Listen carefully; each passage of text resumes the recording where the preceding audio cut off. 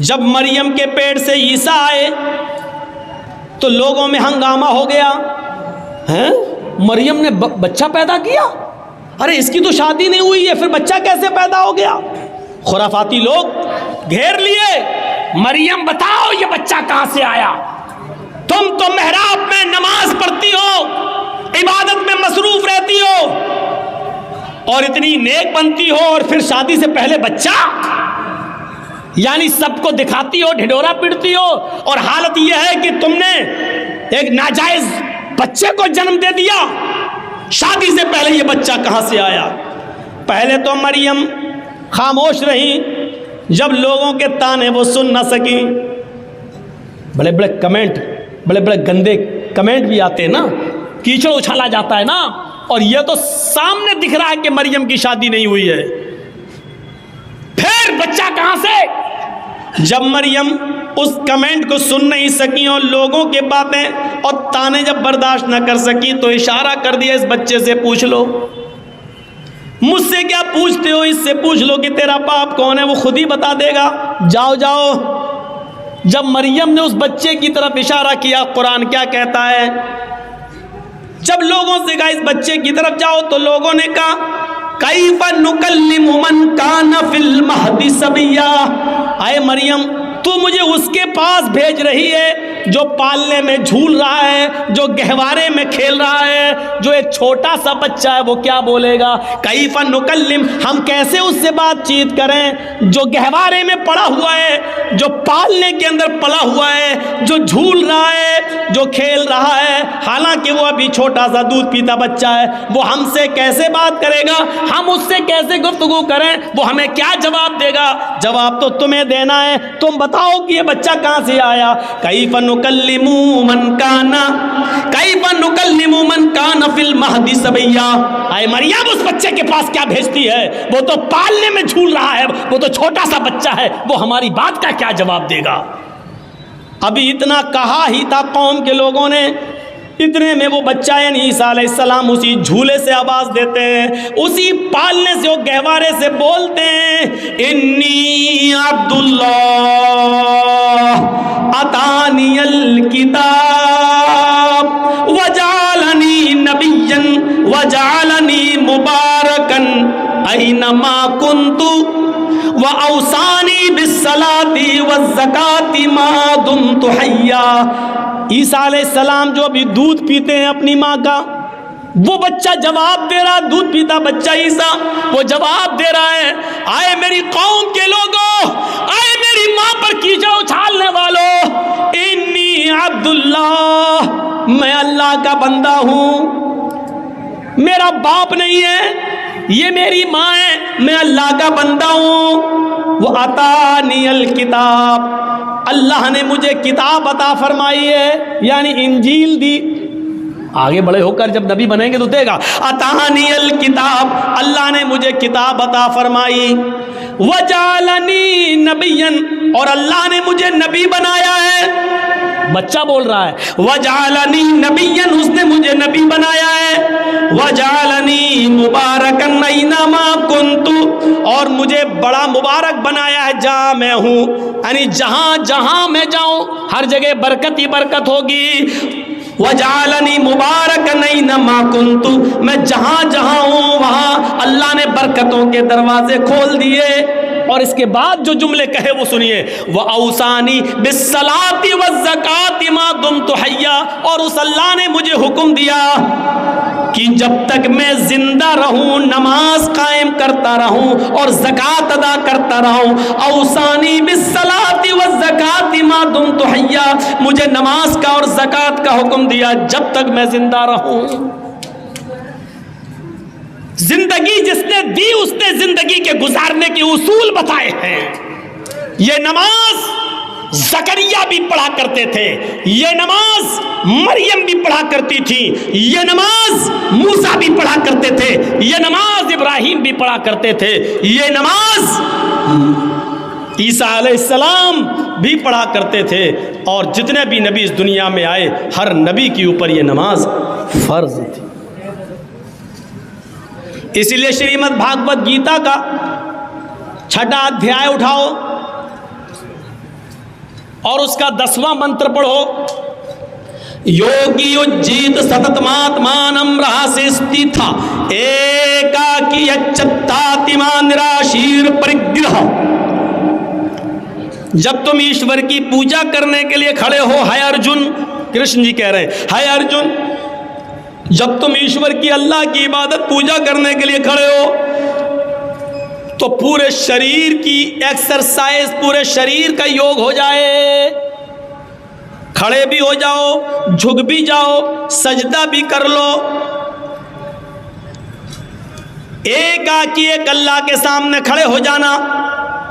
सततमात्मानम, बिल्कुल सीधे, यच्चत्तात्मा, और अपनी आत्मा को, अपने दिल को एक अल्लाह की तरफ ही लगाना, इधर उधर मत देखना।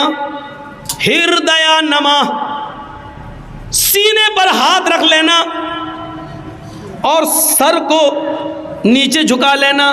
नमः, सर झुका लेना यानी सजदे की जगह पर।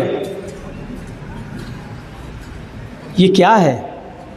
और पूरे शरीर की एक्सरसाइज।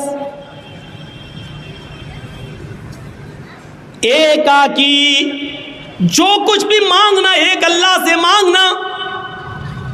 निराशीर, और सबसे निराश हो जाना, ऊपर वाले से निराश मत होना।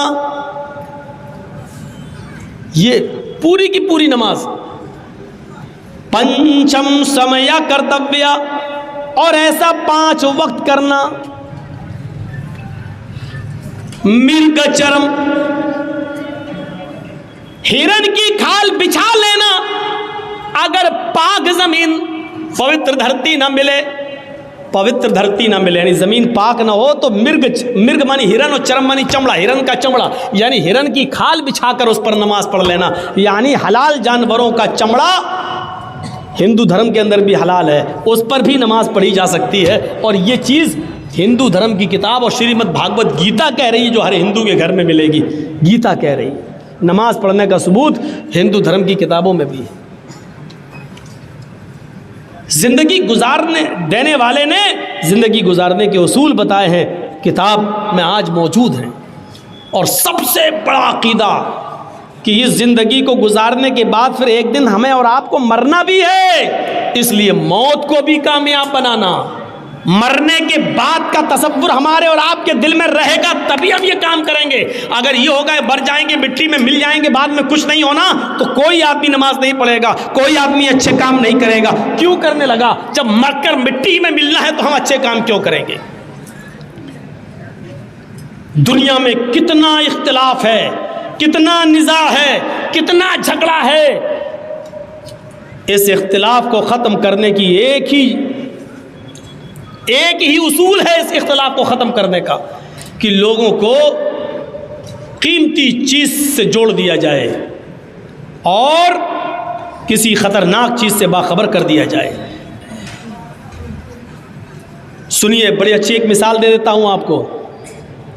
कुछ लोग लड़ रहे हैं, गत्थम गुत्था हो रही है, यहाँ लड़ाई हो रही है, वो उसको मार रहा है, इसको मार रहा है, पैसा दे, ये दो, लड़ाई झगड़ा हो रहा है। जर्जीत साहब पहुंच गए। जर्जीत साहब के पास 100 कंचे हैं। कंचे जानते हैं ना, गोली, आप लोगों के यहाँ जो भी बोलते हो, कंचे हैं, 100 गोलियां हैं। जर्जीत साहब ने कहा कि सुनो, ये मेरे पास 100 गोलियां हैं, इनमें एक रेड कलर की गोली है, एक रेड कलर का कंचा है। मैं इन 100 गोलियों को हवा में उछाल रहा हूं, जमीन पर गिरेगा, लेकिन रेड कलर की गोली पर 1 लाख रुपए का इनाम है। जिसको रेड कलर की गोली मिल जाएगी वो हमसे 1 लाख रुपए ले जाएगा। जर्जीत साहब ने यह कहकर 100 गोलियां हवा में उछाल दी। ईमानदारी के साथ बताइएगा, वो लड़ने वाले अब क्या करेंगे? जो अभी लड़ रहे हैं, जो अभी झगड़ रहे हैं, आपस में एक दूसरे को चप्पल से मार रहे हैं, बाल खींच रहे हैं, जब उन्होंने सुना कि लाल रंग की गोली पर 1 लाख रुपए का इनाम है, जिसको मिलेगी उसको 1 लाख रुपया, तो सारे के सारे लड़ाई झगड़ा छोड़कर फौरन भागेंगे और उस गोली के ऊपर टूट पड़ेंगे। गोलियां और भी हैं वहां, लेकिन सबकी नजर लाल रंग की गोली के ऊपर होगी। लाल रंग की गोली मिल जाए ताकि ये इनाम हमें मिल जाए। जबकि गोलियां वहाँ और भी हैं, लेकिन दूसरी गोलियों को कोई नहीं पकड़ेगा, सिर्फ लाल रंग की गोली के ऊपर उसकी नज़र होगी। ये झगड़ा जर्जी साहब ने कैसे ख़त्म कर दिया? लोगों को एक कीमती चीज़ से जोड़ दिया है, झगड़ा ख़त्म हो गया है। जो लोग अभी लड़ रहे हैं, हम तुमसे दौलत में आगे निकल जाएं, तुम हमसे दौलत में आगे निकल रहे हो, आपस में झगड़ा कर रहे हैं, इनको एक कीमती चीज से जोड़ दो, इनको हुसूल जन्नत से जोड़ दो, इनको जन्नत की तरफ लगा दो, इनको बताओ कि ये करोगे तो ये होगा, जन्नत में ये नेमतें हैं, इन नेमतों के हुसूल के लिए आपस में एक दूसरे से आगे बढ़ो, नमाज पढ़ो, हराम खोरी छोड़ो, शराब नोशी से तौबा करो, इनको एक कीमती चीज से आप जोड़ दीजिए। शर्त यह है कि कीमती चीज से जोड़ने के लिए एक अच्छा उसलूब इस्तेमाल किया जाए, अपने आप झगड़ा खत्म हो जाएगा और लोग उस कीमती चीज को पाने के लिए उस पर दौड़ पड़ेंगे। अच्छा, कुछ लोग लड़ रहे हैं, जर्जी साहब ने बहुत कोशिश की लेकिन वो झगड़ा खत्म नहीं कर पाए हैं। जर्जी साहब एक पिटारा लेके पहुंच गए हैं, हटो हटो, छोड़ो, तुम लोग क्यों लड़ रहे हो, ये गुत्तम गुत्ता क्यों कर रहे, हटो। लेकिन हमारी बात का कोई असर नहीं हो रहा, चुप जा यहाँ से, इसने हमारा पैसा लिया, इसने हमारा ये दबाया, इसने हमारा ये किया, लड़ रहे हैं। जर्जी साहब ने उन लड़ने वालों के सामने एक पिटारा खोल दिया, उसमें से एक जहरीला सांप निकलता है और पिटारे से कूद जाता है और रेंग कर उन लड़ने वालों के पास पहुंचता है। बताइए वो लड़ने वाले क्या होंगे, जबकि एक दूसरे को मारने के लिए तुले थे, अब तो सांप उनके बीच में पहुंच गया, अब वो सब अपनी जान बचा रहे हैं। अब कोई किसी को नहीं मारेगा, बल्कि अपनी जान बचाने की फिक्र करेंगे, मैं बच जाऊं, मैं बच जाऊं, इधर भागेगा वो उधर भागेगा। अरे तुम तो एक दूसरे को मारना ही चाह रहे थे, अब क्यों भाग रहे हो एक दूसरे से, अब क्यों? अब उनको अपनी जान की फिक्र हो गई है, अब वो अपना इख्तिलाफ, अपना झगड़ा भूल गए, अब उनको अपनी जान की फिक्र हो गई है। मेरे भाइयों, ऐसे लोग जहां इस तरीके के हों वहां उनको जहन्नम के अजाब से डराओ कि देखो सूद खाने वाले का यह अजाब, जिना करने वाले का यह अजाब, चोरी करने वाले का यह अजाब, माले हराम खाने वालों का यह अजाब, शराब पीने वालों का यह अजाब, इनको बताओ और होशियार करो कि देखो इससे हर आदमी को अपने आप को बचाना चाहिए। इसी को कुरान कहता है, या अय्युहल्लज़ीना आमनू कू अनफुसकुम व अहलीकुम नारा, ईमान वालो तुम अपने आप को भी जहन्नम से बचाओ और अपने बीवी बच्चों को भी जहन्नम से बचाओ, अपने आप को भी जहन्नम से बचाओ और अपने बीवी बच्चों को भी जहन्नम से बचाओ। इसी इलाके में कहीं प्रोग्राम था, प्रोग्राम ख़त्म होने के बाद जर्जी साहब अपने रूम में जाते हैं, रात के तकरीबन 1:30 बजे फ़ोन आता है मेरे घर से, मेरा 6 साल का बच्चा उस वक्त पेट के दर्द और फीवर में, बुखार में मुब्तला, घर से फ़ोन आता है, 2 बजे उसकी तबीयत बहुत ज़्यादा ख़राब हो रही है। जर्जी साहब की रात की नींद उड़ जाती है, फ़ोन पर राब्ता कायम किया जाता है, लेकिन डॉक्टर जो आसपास के घर के अगल बगल के थे उनके भी मोबाइल बंद हैं। मजबूरन मैंने अपनी वाइफ से कहा कि तुम अपने भाई को फ़ोन करो, जल्दी बुलाओ और उसको सरकारी हॉस्पिटल की तरफ लेकर जाओ। हमारी बीवी और साला लेकर उस बच्चे को सरकारी हॉस्पिटल की तरफ भागते हैं, इंजेक्शन दिया जाता है। 2-3 घंटे के बाद जब इत्मीनान मिल गया कि बच्चे का बुखार उतर जाता है और उसके पेट में दर्द में आराम मिलता है, डॉक्टर ने कहा कल सुबह छुट्टी कर देंगे, तब जाकर सुकून मिलता है। मेरे प्यारे साथियों, हमारे छोटे से 5, 6, 7 साल के बच्चे के पेट के दर्द की खबर सुनने के बाद हम जैसे लोगों की नींदें उड़ जाती हैं, आप जैसे लोगों की नींदें उड़ जाती हैं। तसव्वुर करो कि जहां एक छोटे से बच्चे का बुखार, उसका फीवर और उसका पेट का दर्द आप नहीं सुन पाते हैं और आपकी नींद उड़ जाती है, क़यामत के दिन का वो मंजर कैसा होगा कि जिस दिन अपने बेटे को अपनी आंखों के सामने देखा जाएगा लेकिन हम उससे भाग रहे होंगे, अपनी बीवी को अपने सामने देखेंगे लेकिन भाग रहे होंगे, आज उनके कोई काम नहीं आ सकते हैं। इसी को कुरान कहता है, यौमा यफिर्रुल मरउ मिन अखीही व उम्मिही व अबीही व साहिबती व बनीही। क़यामत के दिन इंसान अपने भाई को देखकर भागेगा, वो उम्मी व अबी, अपनी माँ को देखकर भागेगा, अपने बाप को देखकर भागेगा, वह साहिबती व बनी, अपनी बीवी को देखकर भागेगा और अपनी औलाद को, अपने बेटों को देखकर भागेगा। ये बताओ, अपने आप इख्तिलाफ खत्म हो जाए और लोग जहन्नम से डरने की फिक्र करने लगे। तसव्वुर करें, यवद्दुल मुजरिमु लौ यफ्तदी मिन अज़ाब यौमइज़िन बिबनीही व साहिबतिही व अख़ीही व फ़सीलतिही अल्लती तुवीही सुम्मा युंजी। कुरान की इस आयत ने झंझोड़ कर रख दिया है।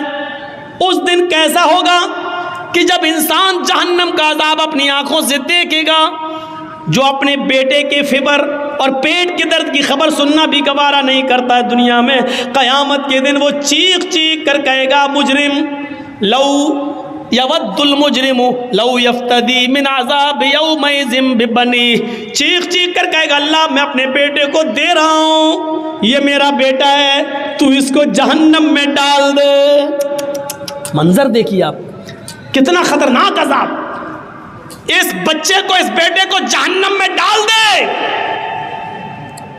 वो साहिबती, अपनी बीवी को लेकर आएगा, अल्लाह मैं बीवी को फिदिये में दे रहा हूँ, इसको जहन्नम में डाल दे। वो अख़ीही, अपने भाई को लेकर आएगा, आए अल्लाह दुनिया में मेरा और इसका खून का रिश्ता एक, मेरी माँ एक, मेरा बाप एक, ये मेरा भाई, लेकिन आज तू इसको ले ले। वो फ़सीलतिही अल्लती तुवी, पूरा ख़ानदान एक तरफ, अल्लाह ये मेरा चचा है, ये मेरा बाबा, ये काका है, ये नाना है, ये दादा है, ये मेरा कबीला, ये मेरा कुंबा है, तू सब ले ले, इनको जहन्नम में डाल दे। तुम युंजी, लेकिन उसे बचा ले, मुझे तू जन्नत में डाल दे, इन सबको जहन्नम में फेंक दे। कैसे इंसान गवारा करेगा? अपनी औलाद को अपने हाथ से अल्लाह को देगा, ले अल्लाह इसको जहन्नम में डाल दे लेकिन मुझे नहीं, अल्लाह मेरी बीवी को जहन्नम में फेंक दे लेकिन मुझे नहीं, अल्लाह मेरे भाई को जहन्नम में डाल दे लेकिन मुझे नहीं, अल्लाह मेरे खानदान को जहन्नम में डाल दे लेकिन मुझे नजात दे दे, मैं नहीं जाना चाहता। तसव्वुर कीजिए आप, यहाँ बेटा जल रहा है, आग लग जाए घर में, बेटा जल रहा है, बाप किसी भी कीमत पर दरवाजा तोड़ेगा और अपने बच्चे को बचाने की फिक्र करेगा कि इसी तरह बचा ले। अगर हम जलते हैं जल जाए लेकिन मेरा बेटा बच जाए। दुनिया की आग में अपने आप को छलांग लगा लेते हो अपने बच्चे को बचाने के लिए, लेकिन क़यामत के दिन जहन्नम की आग कितनी तेज होगी, एक बार देखोगे तो अपने बेटे को डालना गवारा कर लोगे, अपने आप को नहीं, अपनी बीवी को, अपने भाई को डालना गवारा कर लोगे, लेकिन अपने आप को नहीं। ये सूरत हाल होगी वहां पर। और ये तसव्वुर हर मजहब के अंदर है। जिंदगी देने वाले ने हमें बताया है कि ये ज़िंदगी मेरे बताए हुए तरीके पर चलो, क्योंकि ये ज़िंदगी यहाँ ख़त्म होने के बाद भी ख़त्म नहीं होगी, उख़रवी ज़िंदगी हम तुम्हें फिर देंगे और फिर तुम्हें जहन्नम के अंदर या जन्नत के अंदर डाला जाएगा, फेंका जाएगा। हमें इस चीज़ का एहसास होना चाहिए, एक डर हमारे अंदर होना चाहिए। आपको एक वाक़े की तरफ लेकर चलता हूँ। सन 1969 के अंदर, सन 79 के अंदर, सन 1979 के अंदर, 1979 के अंदर अमेरिका ने सबसे पहला स्काई लैब आसमान की तरफ छोड़ा। सुनिए, अमेरिका ने सबसे पहला स्काई लैब आसमान की तरफ छोड़ा। जब वो आसमान की बुलंदियों पर चला गया, उसका वजन तकरीबन 80 टन था। 80 टन वो आसमान की बुलंदियों पर चला गया। जिस दुनियावी सिस्टम से वो चल रहा था, उसका कांटेक्ट, उसका कनेक्शन दुनियावी सिस्टम से मुनक़ता हो गया, कट गया। स्काई लैब ने अपना ताल्लुक दुनिया के सिस्टम से ख़त्म कर लिया, यानी अब दुनिया में कोई सिस्टम ऐसा नहीं जो स्काई लैब पर कंट्रोल कर सके। 80 टन का वो स्काई लैब कंट्रोल से बाहर हो जाता है। अमेरिका ने ऐलान कर दिया पूरी दुनिया के अंदर, लोगों स्काई लैब से कंट्रोल ख़त्म हो गया है, अब ये ज़मीन की तरफ आ रहा है और ये दुनिया के किसी भी मुल्क में, दुनिया के किसी भी देश में किसी भी वक्त गिर सकता है। लिहाजा अपने आप को खुद बचाओ और अपने आप की हिफाजत करो। गौर कीजिए, स्काई लैब 80 टन का इस दुनिया की तरफ तेजी के साथ गिर रहा है, तेजी के साथ आ रहा है और पूरी दुनिया के अंदर मशहूर हो गया कि स्काईलैब ने अपना ताल्लुक, अपना कंट्रोल ख़त्म कर दिया। लोग भागने लगे। ऐसा लग रहा था कि हर इंसान ये सोच रहा है वो उसी के ऊपर ना गिर जाए। पूरी दुनिया में खलबली मच गई और मस्जिदों में, कनीसाओं में, गिरजाघरों में दुआएं होने लगी कि आए अल्लाह, जो जिसको मानने वाला है, आए अल्लाह इसको हमारे सरों पर ना गिरने दे, हमारे सरों से बचा ले।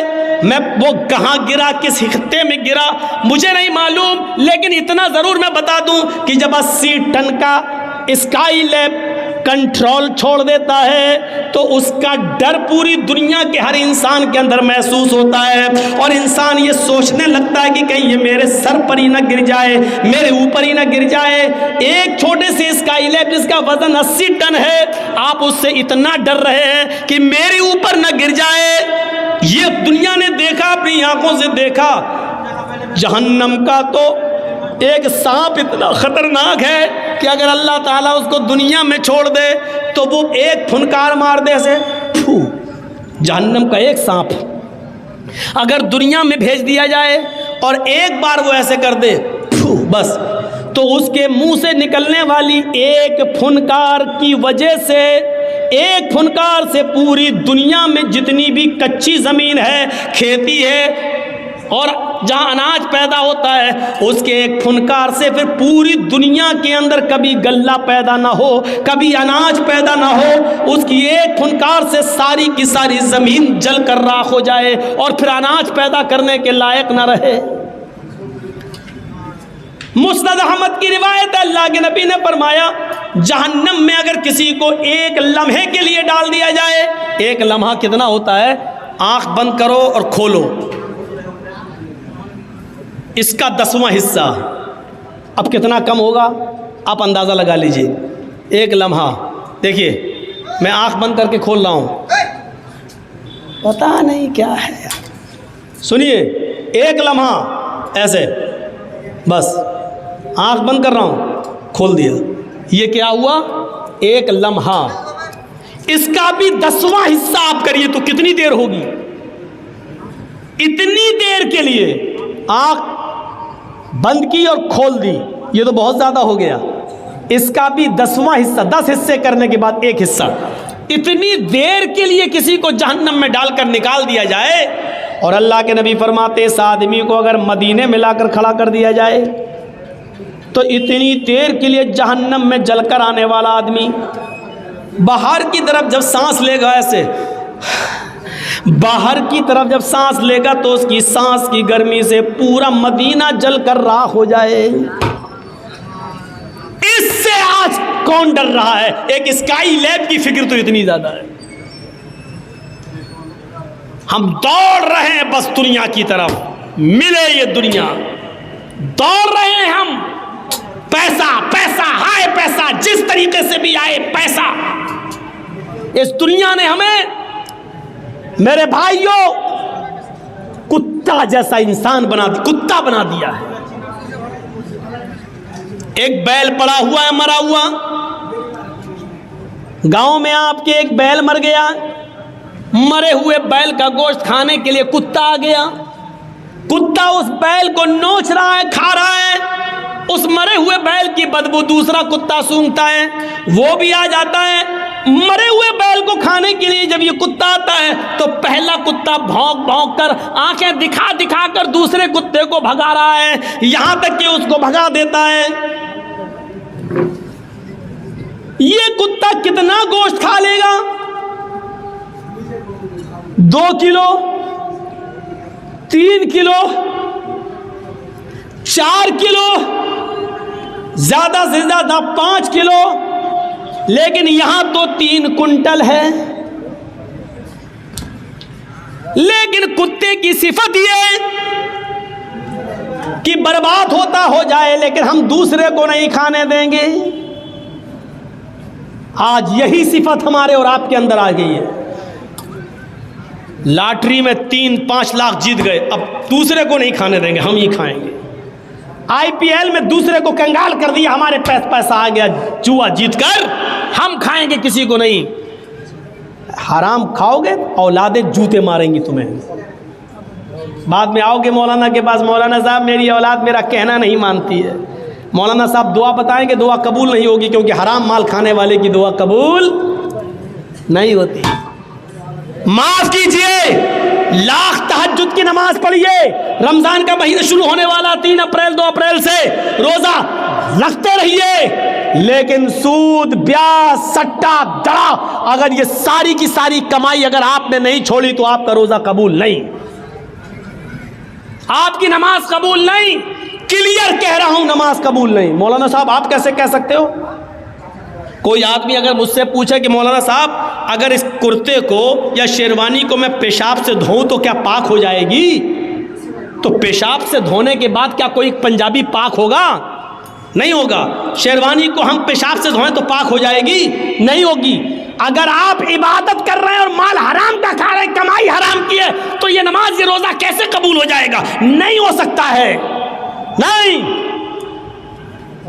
जैसे वो कुत्ता आज बर्दाश्त नहीं कर रहा है कि दूसरा कुत्ता हमारे मरे हुए बैल को खाने आए, गोश्त बर्बाद होता हो जाए, लेकिन कुत्ते को मंजूर नहीं कि दूसरा कुत्ता खाए। ये सिफत आज हमारे अंदर पैदा हो चुकी है, बल्कि हमें दूसरों के माल को लूटने की फिक्र होती है। आज से 20 साल पहले नॉर्थ यूपी में उत्तर प्रदेश नॉर्थ यूपी में एक पूर्वी इलाका है, मशरिकी इलाका, उस इलाके के अंदर एक सैलाब आता है। सैलाब जानते हैं ना, बाढ़। एक सैलाब आता है पानी का, बड़ा खतरनाक सैलाब, बड़ी खतरनाक बाढ़। दरख्त बह गए, झोपड़ियां बह गई, बड़ी बड़ी बिल्डिंगें गिर गई, बैल बह गए, गाय बह गई, भेड़ बकरियां मर गए। इतना खतरनाक सैलाब था। जब सैलाब थोड़ी देर के लिए बंद होता है तो कुछ लोग उस गांव का हाल देखने के लिए आते हैं। पूरे गांव में सन्नाटा है, लाशें तैर रही हैं, जानवर मरे पड़े हैं, लेकिन कुछ लोग पानी के उस तरफ अपना माल बचाने में कामयाब है और एक तरफ बैठे हुए हैं, लेकिन पानी इतना ज़्यादा है कि वो इस तरफ नहीं आ सकते हैं। कुछ लोगों ने उन लोगों को उधर बैठा हुआ देखा, लेकिन वो पानी के इस तरफ नहीं आ सकते हैं। इसी बीच कुछ लोगों की नज़र पानी में डूबे हुए पेड़ के ऊपर पड़ती है, जो आधे से ज़्यादा पेड़ डूबा हुआ है। एक पेड़ आधे से ज़्यादा डूबा हुआ है और उसकी एक डाल के ऊपर एक आदमी बैठा हुआ है और उसी डाल के ऊपर एक जहरीला सांप भी बैठा हुआ है। आओ मैं आपको बताऊं, एक ही डाल है और उस डाल के ऊपर आदमी बैठा है और उसी डाल के ऊपर सांप भी बैठा हुआ है। इंसान सांप का दुश्मन और सांप इंसान का दुश्मन। अभी यहां सांप निकल आया, फौरन मार देंगे, लेकिन सैलाब का खौफ इतना ज़्यादा है कि ना आदमी सांप को मार रहा है और ना सांप आदमी को डस रहा है। सांप ने भी अपनी आंखों से देखा है सैलाब का मंजर, वो भी जानता है कि अगर थोड़ी सी भी डाल हिल गई तो मैं गिर जाऊंगा और नीचे पानी है, बह जाऊंगा, मर जाऊंगा। सांप इंसान को नहीं काट रहा है और इंसान सांप को नहीं मार रहा है। अगर थोड़ी भी डाली हिल गई, अगर हम नीचे गिरे तो हम भी नहीं बचेंगे। जहां सैलाब का दर्दनाक और खौफनाक मंजर इतना खतरनाक कि इंसान सांप को नहीं मार रहा है और सांप भी इंसान को नहीं डस रहा है, लेकिन यहां कुछ ऐसे कमीने इंसान मौजूद हैं जो उस तरफ कश्ती लेकर जाते हैं और लोगों से कहते हैं कि अपना माल हमारे हवाले कर दो, हम उसकी हिफाजत करते हैं और तुम्हारे माल की रक्षा करेंगे।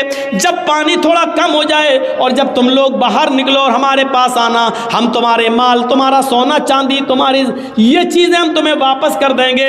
ऐसे माहौल पर, ऐसे मौके पर उन लोगों ने इनके ऊपर भरोसा करके अपना माल इनको दे दिया कि लो ये मेरी गृहस्थी का माल है, ये हमारे कुछ कपड़े हैं, ये हमारे बच्चों के कुछ खिलौने बचे हैं, ये हमारी बीवी का थोड़ा सा जेवर बचा है, इसको हिफाजत से रखना। जब पानी कुछ कम होगा और हम बाहर निकलेंगे तो हमारे हवाले कर देना।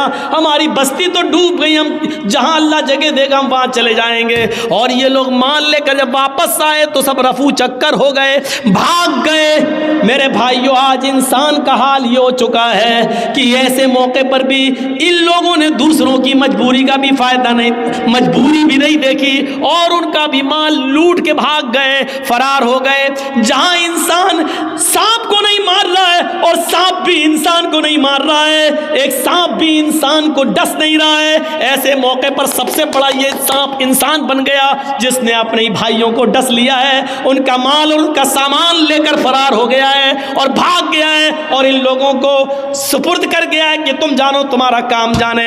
मेरे भाइयों, जब दुनिया परस्ती ऐसी हो जाए, मालो दौलत की लालच जब इस हद तक बढ़ जाए, तो यकीन मानिए फिर अल्लाह की इबादत होना मुश्किल है और यकीन मानिए फिर जिंदगी को आप सही उसूलों पर नहीं गुजार सकते हैं। 1:40 हो गया है। मैंने ऐसा माहौल कभी नहीं देखा। 2 साल से मैं देख रहा हूँ कि जब मैं आता हूँ तो बहुत भीड़ होती है और तकरीर ख़त्म होने से पहले 20, 25, 50 आदमी रह जाते हैं। या तो मुझे टाइम देर में दिया जा रहा है या आप लोगों को 1 बजे के बाद सुनने की आदत नहीं रही है। तो मेरे भाइयों, मैंने मुख्तसर से वक्त में मुख्तसर ही बातें सही बताई, लेकिन अब आप लोगों की तादाद इतनी कम हो चुकी है कि अब मुझे भी बोलने में अच्छा नहीं लग रहा है। मुझे बताया गया कि 11 बजे टाइम है, फिर मुझे बताया गया 11:30 बजे टाइम है, फिर मुझे बताया गया 11:30 बजे ला के यहाँ बिठा दिया गया और 12:30 बजे तक मैं बैठा रहूँ। बताओ, 12:15 बजे तक।